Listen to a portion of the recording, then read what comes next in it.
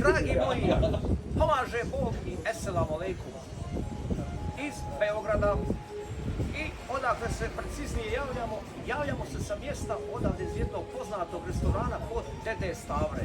Kod Dede Stavre gdje smo jeli i pili, ma svaka čast. Bogu hvala, elhamdulillah.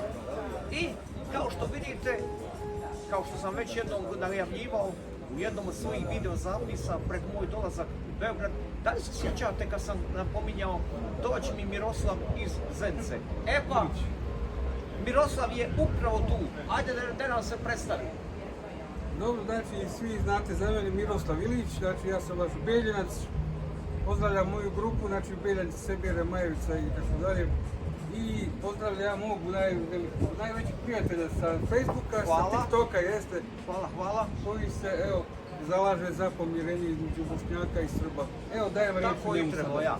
Ali Miroslav, on je došao iz Bijeljine, toliki put prevalio, 136 km, da bi mi platio ručak i ne samo to, donio mi još i majicu sa likom uvaženog gospodinja, prezidenta Rasijske federacije Vladimira Putina. Šta sam htio da te upitam, Miroslave, nažalost, svi se mi sjećamo ti ratnih zbivanja u Bosni i Hercegovini.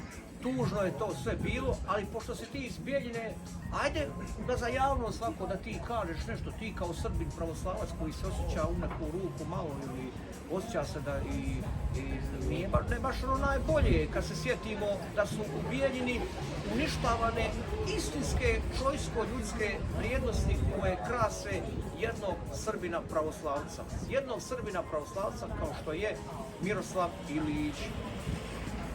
Pa šta mogu reći? Mogu da kažem samo da je to žalosno što jedna grupa, znači zločinaca, o tome smo pričali već, to su ovi iz Beograda, što su bili Arkanovci, su pravi zločini po Bijeljini i uništile su, dosta su srozale ugled Srba, ostalih Srba, koji su normalni, koji su dobri ljudi.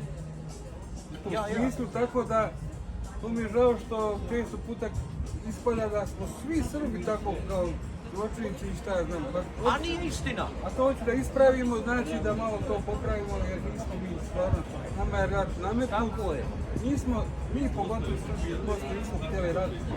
Htjeli smo normalan život da i dalje se živi, moramo da živimo sa našim Bošnjacima. Gurnuti u rat, nije niko pitao, hoćeš, nećeš, ne, hoćeš, nećeš. Pakuj se i teraj. Tako je bilo kako na jednoj, tako na drugoj, tako i na trećoj strani. I evo, dragi moji, ja sam upravo iskoristio priliku da vam po pitanju zločina koji se dogodili u Bijeljini, da vam to kaže direktno Srbin pravoslavac, jer on je ipak mjerodavniji da tako nešto kaže. I evo, kao što vidite, čovjek prizna da se tu događali zločini. Zločini koji... Bilo, znači zločina, bilo je svega...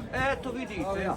I sad čovjek se ispričava, čini sve što je moguće s njegove strane da se za te zločine ispriča. I čovjeku prije sve... I da se izmirujemo, da se pomirimo, da gledamo, da pružimo ruku jednim drugima i da se živi.